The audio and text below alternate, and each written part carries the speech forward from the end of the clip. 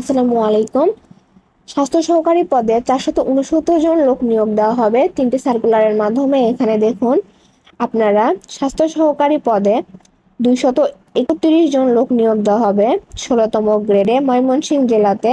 এটা শুধুমাত্র এইচএসসি পাশে আপনারা আবেদন করতে পারবেন। এবং পরবর্তী সার্কুলারটি হচ্ছে হবিগঞ্জ জেলা। এখানে মোট স্বাস্থ্য সহকারী নেওয়া হবে 130 জন 16তম গ্রেডে।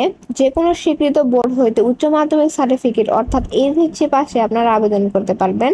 এবং পরবর্তী সার্কুলারটি হচ্ছে স্বাস্থ্য সহকারী 108 জন লোক নিয়োগ দেওয়া হবে নেত্রকোনা জেলাতে 16তম গ্রেডে। যে কোনো বিশ্ববিদ্যালয় বোর্ড থেকে এইচএসসি বা সমান অর্থাৎ এইচএসসি পাশে আপনারা স্বাস্থ্য সহকারী পদে আবেদন করতে পারবেন।